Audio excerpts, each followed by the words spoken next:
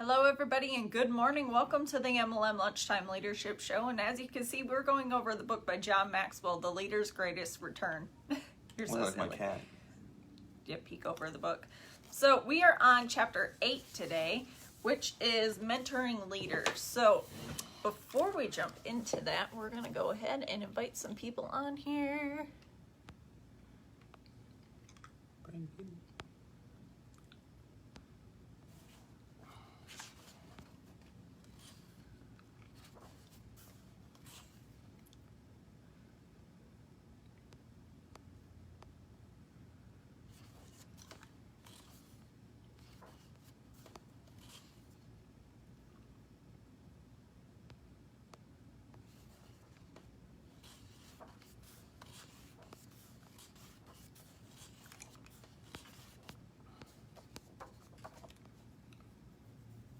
Russ and Dave. And Russ and Dave.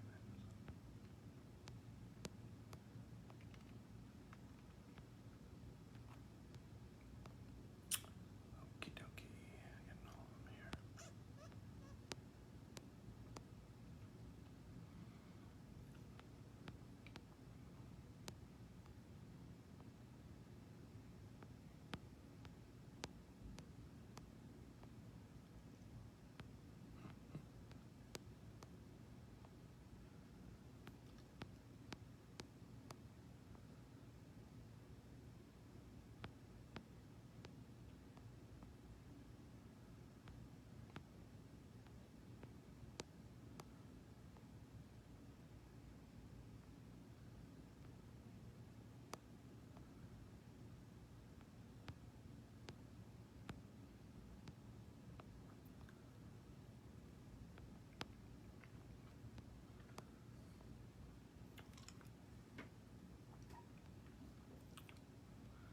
Alrighty.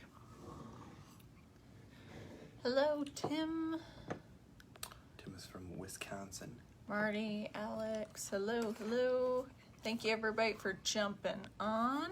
Marty and Alex, I believe, are from California, right? I believe Marty is. Alex. So, mentoring leaders, it says, catch them, coach them to the next level. If you catch them to the next level, you're using the wrong bait. What is the value of good mentor? John goes on to say, number one, you're investing in others. So this is a consistent thing. You're both investing time and you're investing resources. Anytime you take time away from what you are doing, especially inside of business, inside of network marketing, inside of direct sales, anytime you take time away from physically recruiting, you should be mentoring and helping somebody else. Shamala's here. Hello. So it says right out of school, he goes into that's another story. Superstars. That would be nice to find superstars. I think everybody wants to find superstars right off the bat inside of direct sales and, network marketing, MLM. Here's the issue. You're not going to probably find a superstar right off the bat. You could be that superstar right off the bat by doing all the right things, because you don't get what you want, you get who you are. In the 21 Laws of Leadership, one of the laws states that, the law of magnetism basically says, unfortunately, you're not going to attract what you want, you're going to attract who you are. So it has more to do with what you're doing to be able to attract these people. Here's what I found. You have to make up in numbers what you lack in influence. So if you don't have the influence right now, you're going to have to bring on a ton of people to basically show others that you're at that point. There was kind of a phrase that I said, I was really talking to myself, but one of the people that we worked with kind of overheard it, and it really made a big impact on them. And what that was is I said, there are certain people out there that I'm not going to be able to recruit until I do what I need to do to get kind of far enough up the chart, or what I was talking about is, until I make enough money.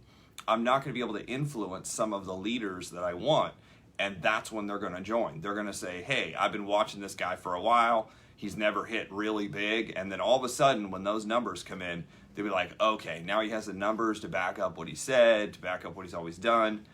And I said, you know, certain people that you want on your team are waiting for you to gather enough numbers to make enough money, to get high enough on the chart. It's not just time. Well, I've been in this company, because think about it.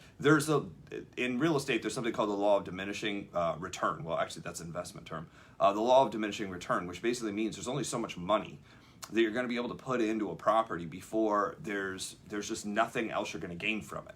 And unfortunately, just staying in longer isn't necessarily going to convince a bunch of people to get in. Although some, it's like they need to see that you're going to stick and stay long enough. So the value of mentorship, it says, what is mentoring? I think intentionally investing my best into others' lives. And then he goes into a quote by John Wooden. And Andrew, what's happening, sir? Dave Roeder here from California. Andrew is from Ohio. If you can just kind of shout out where you're from, that'd be good. Don't shout out because we can't hear you, but I mean like physically write in where you're from, because we have people who actually watch this show from all over the world, and a lot of times people don't realize that. Like Shamala, she's on the other side of the world. So John goes on, he said, every time I read basically certain words, I'm starting to think about people who have basically invested in me, who have given freely to my benefit. He says, whatever I can do today, whatever I give, is made possible because I stand on the shoulders of giants. They said, you know, you can see further when you stand on the shoulders of giants, which means get around the right people, have the right coaches, have the right mentorship. He said, I'm humbled and grateful. These people mentored and deposited in my life, inspiring vision in me, teaching me life's principles. So the first one is his dad, Melvin Maxwell, who actually just passed away recently, 98 years old. I think he was still working. Having a great attitude is a choice. He said, he taught me the attitude is the difference maker. Elmer Towns, there is power in proximity, meaning you have to be close enough to someone to be able to truly affect what they do. Telling them from afar, being able to send them a note isn't just good enough. You know, you have to be there. I don't want to read all these people, but, you know, go places that inspire you. Be the first to see potential in others. Expand your influence beyond your potential touch. Be a rancher, not just a shepherd. Because a rancher would, of course, invest in others and keep bringing new, you know, people in, rather than just a shepherd that just tries to, you know, corral the group that they have. They're constantly out bringing new people in and growing. Become your mentee's champion, meaning setting the right example. Carry the baton with excellence. Who luck is the best friend a person can have. Everything rises and falls on leadership. That's Oswald Sanders. Fred Smith, the gift is greater than the person. I'm not going to read them all, but he goes on. There's a lot of good ones. So this chapter is really good if you want to sit down and just pick out just certain things. He said, who's a good mentor? He said, here's some things that, you know, basically he was taught. Consistency was taught from his father. Faithfulness from Elmer Towns. Reflecting, Lon Woodrum. Duty, creativity, faith, humility, joy, possibilities, fulfillment, perspective, focus, vision, reciprocity, opportunity, servanthood, intentionality. So these are just different lessons that he learned, and he kind of lists the people that he learned them from. Mentorship is both caught and taught. The catching part of mentorship is totally dependent upon the credibility of the person who's mentoring you. Catching something is basically being close enough to somebody and you're going to pick up their traits. This is why Dan Pena says, you know, show me your friends and I'll show you your future. Jim Rohn says you become like the 5 people you spend the most time with. The book Think and Grow Rich, Napoleon Hill talks about who's around you, who influences you in your decisions, and what you do has a lot to do with your outcome. So he says, whether you're seeking mentor or seeking to be a mentor, whether you're seeking a mentor or seeking to be a mentor, the following questions need to be asked positively to indicate that someone either is the right person to follow and learn from. So number one, does the mentor have credibility? Credibility is everything when picking a mentor. You don't ask someone to coach you in an area he has never demonstrated success in, which is kind of one of the things I always say. Like, if they don't have the money behind them, and that's kind of what I was saying at the very beginning, like, I had never had the big money, so I had to gather a lot of people in the beginning before I got to the point where I was able to recruit somebody who was just able to take off. It was like I was stuck in preschool for quite some time. So the underlying purpose of mentorship is not for people to act differently rather than to become different. So you're not necessarily trying to get them to change everything. You're just trying to get them to improve where they're at. That's one thing that I learned from several of the people that have helped me, is they said, you're not supposed to become me. You're supposed to become the best version of you. There's a great speech by Matthew McConaughey, and there's this very successful person that he knows, and the person came up to him and said, hey, he's like, Matt, now that you've done all this, now that you've won, these awards and done all this, who's your hero? And he's like, I don't know. Let me get back to you on that. And he kind of leaves and runs into this guy a couple days later. He's like, hey, Matt, who's your mentor, or who's your hero? And he said, I'm 35. I think it's me at 45. And he's like, oh, okay. Or at 40. He said, it's me at 40. So he ends up running into the guy again, somebody in his profession. And the guy at 40 is like, hey, man, you're 40 now. Who's your hero? He goes, I think it's me at 45. And he's like, what do you mean? He goes, well, what I started realizing is he said, my hero is basically the best version of me sitting out in the future. I'll never become that person. I'll never get, but it just sets the stage for who I need to become, is a better version of myself.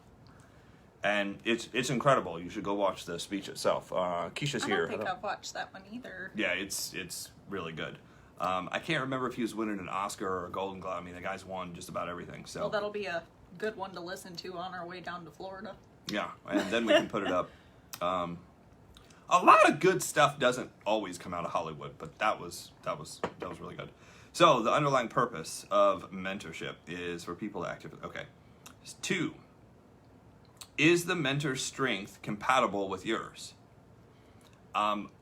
It's difficult sometimes to have maybe one certain personality and then be able to work with a completely opposite personality. It becomes more difficult because they see things and do things and feel things totally different than you do. Their implementation of stuff is going to be different.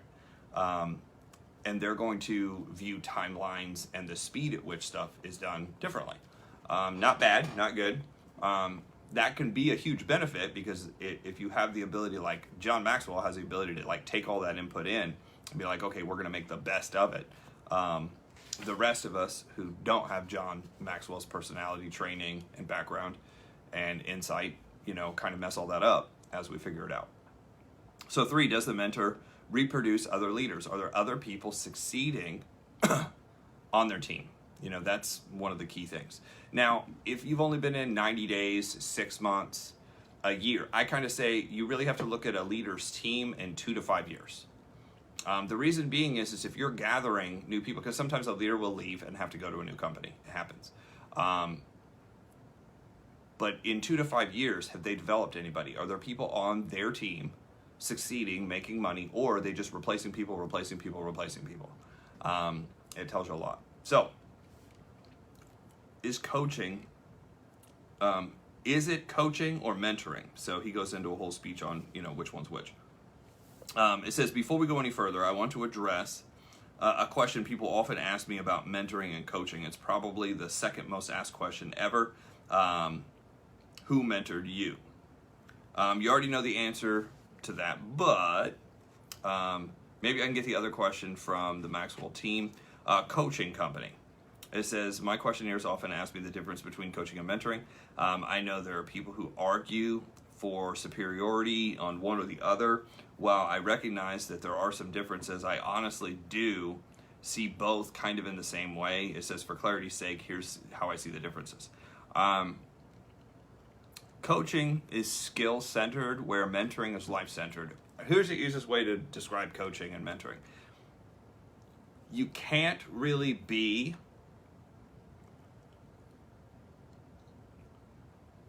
as a coach, you can't mentor somebody through something.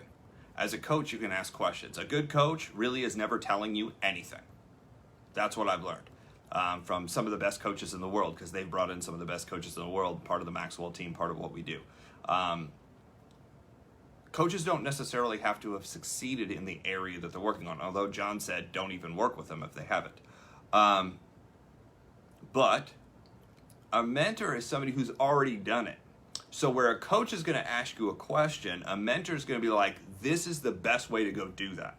So what I found is coaching can take your ass forever to figure it out, where a mentor can shorten that time frame instantly.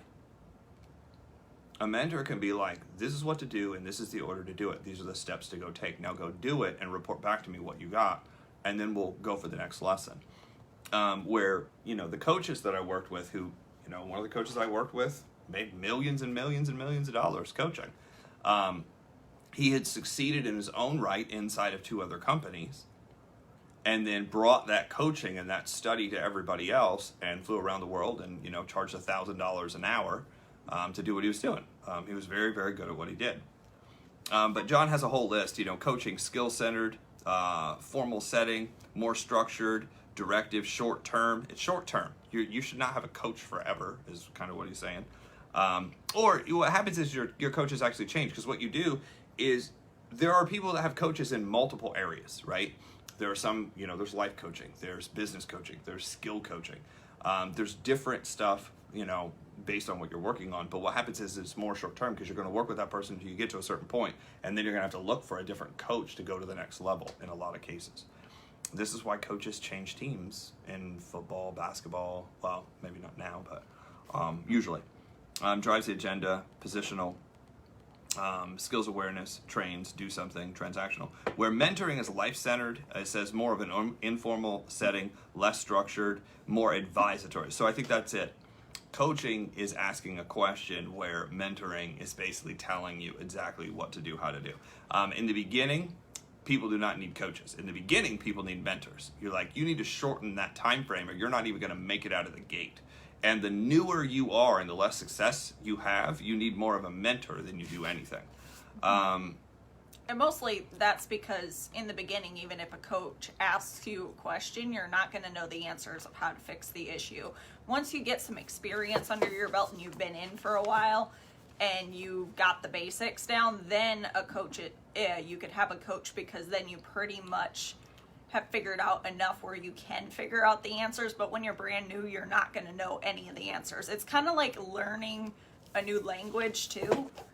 But unless you get those basics down first, you're not going to be able to know what questions to ask. Okay, so John says, here are some suggested questions to figure out a mentor. He says, choose who you mentor. Don't let them choose you. It's really an issue of time. You'll find people who really, really, really want attention.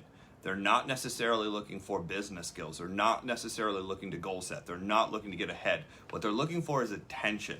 They seek out attention so that way they can tell their story, whether it be their real story, their sob story, their woe is me story. Lots of stories come out of why they can't and why they shouldn't and why they don't. Be careful, because that group of people can actually eat up all your time, and you're not even going to be able to see or find the people who you really need to sit down with and teach what to do.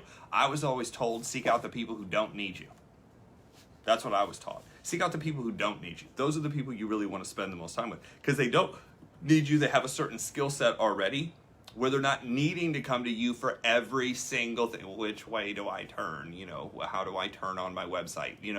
These type of questions that happen consistently. And here's the thing. I don't know where stuff is on the website. I'm partly making fun for, dramatic purposes for what we're doing. But also, I'm dead serious. You know, people are like, well, where is this? I'm like, that should be a call you should make and figure out on your own. If you have to ask the person who sponsored you every single question about where stuff is, like the definition, where something is, website, technical, customer service based, you need to go on your own and figure that out. And if you can't go on your own and figure that out, and you need somebody to tell you to go figure it out, that's probably the reason you're having such a hard time recruiting people. Because people realize people don't want to follow somebody who can't figure it out, right? Number 2, it says set expectations up front for both of you. You know, here's what we're going to do. I'm going to help you get to here. And really, it's setting an objective and then seeing if they follow through. You know, here's what you need to go do. Are you going to go do it? And if I meet with you again and you haven't done anything, then there's nothing else to talk about. It says the we expectations. We will maintain an ROI agreement, return on investment. What that means is I'm going to invest into you and see if it produces a return. If there is no return, there's no more investing, meaning I cannot spend time with somebody who's not doing anything. I don't care how bad you want to do it. I don't care how you know, what happened, you know, circumstantial. Like, I have friends that have built to the top of their companies from a hospital bed. From a hospital bed. And I have people that have, you know, everything in the world. They have a car, they have air conditioning, they have a job, and they also have a list of excuses 10 miles long and can't get anything done. And it really, here's what it really boils down to. It's really a self-esteem thing. The person in the hospital bed thought they were worthy, so they went out and did the work. The person who had absolutely everything, that lived in a gorgeous house and had a car and everything else, just made every excuse in the world because they did not feel they were worthy. It's unfortunate, but that's true. Will we make each other better? So that's one of John's, you know, kind of clarity things. Is this, you know, a relationship going to make each one of us better? By helping you, not only does it help me, but I don't mean financially. I'm talking about, does it help me being around and actually mentoring and helping somebody? Your expectations. You must come ready. So this was something that I was taught by one of my coaches, actually. He's like, you must come ready. You're going to have a list of questions. You're going to have what we asked last time to be done. You show up, you don't have anything, you don't remember anything, there's no new lesson. There's no, what can I teach you? You haven't followed through with the last stuff. You must keep earning my time. So John's like, the earning part is the return on investment. Have you returned what you said you're going to do? You must improve, not just learn. So the improvement part is your skill set, your production, who you're bringing in, how many you're bringing in, what you're bringing in to the table has to be improving. Growth is not doing the same thing over and over again. It's doing more. It says you must mentor other leaders. So John kind of makes it a rule, like, if I'm going to help you, you've got to go help other people, which is kind of the Enjoy company, which teaches leadership all over the world. That's one of the things that they do. The me expectation. I will be a safe person for you to share with. So what he's saying is there's a rule of confidentiality here that if you share something with me, it stays with me. We're going to go figure this out. I will make myself available. I will give you my best. I will look out for your best interests. So those are just some of the, you know, things that he is going to do when he mentors somebody. Number 3, it says, personalize your mentorship to help leaders succeed. He says, mentors do not seek to create a new person. They simply seek to help the person become a better version of himself, which was John Wooden, which was really what I was taught inside of direct sales and network marketing, is everybody has a unique personality, is going to approach stuff differently. My job is not to change you into me. My job is basically to teach you how to be the best version of you. And understanding personalities is huge because, you know, not only are you going to feel differently, see differently, hear differently, you're going to have different implementation to everything you go do. Where some people will just run out the door and start doing it, other people will need a little bit more planning behind that. You know, they'll need simpler steps. They'll need to go slower. You know, some people are big picture, some people are detail people. You know, which one do you think goes faster? The big picture people always will run out and they'll be like, I'm going to figure this out along the way. The detail people are like, well, I need to slow down first. I need to write all this down. I need to think. I can't just come up. And I've got friends that do this. They want to sit down and talk about something, and you'll ask one question and they need a week to think it out. Which for certain people, that's a good thing. If you're working on nuclear engineering, you don't want the big picture guy to go, let's just take this panel off and rip all these things apart. No, we need to, follow instructions and do it right. So, 4, care enough to have a crucial conversation. It says good mentors don't hesitate to have difficult conversations with the people they mentor. They deal with basically the elephants in the room and others don't. So this comes down to, hey, look, I see you're doing something. And this is the way I was taught to do it. If you see something that the other person's doing that is not necessarily productive, is not helping them, is not helping the people around them, and you want to bring it up, there's a way to bring it up. You say, look, do I have your permission? That's always, you have to ask for permission anytime you go to mentor or tell or coach anybody anything. Do I have your permission to tell you about something that I can see you're doing, others can see you're doing, that is not helping you, and you're probably not going to like hearing it, but it will help you. And I learned to ask that question, and that really, really helped a lot. It opened a lot of doors. I was able to have conversations with people I was never able to have. And the thing is even though they kind of got upset, it wasn't upset at me, it was upset at the issue. It really changed things. That was a really, really cool principle that I learned. So,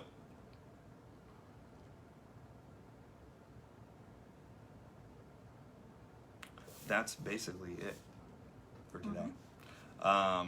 Tomorrow we're going over reproducing leaders, chapter 9. This book has probably been one of the better ones John's written. I've gotten more out of this one than I have in a while, but of course everybody's at a different level at a different time, but this one is phenomenal. What else, Brady? All right, so if you guys would like the notes, we're going to post those on the MLM Lunchtime Leadership Show group. So if you guys haven't plugged into that group yet, you can go ahead and do that to get the notes. Also, these videos are going to be uploaded to YouTube, so you could go follow us on YouTube. And if you'd like to go back and take some notes, you are more than welcome to. We're going to take different notes than most people because, like Jeff said, everybody's at different places. So sometimes it's better if you take the notes, but if you would like ours, you're welcome to have them. So with that, we will see you guys tomorrow, and we will see you then.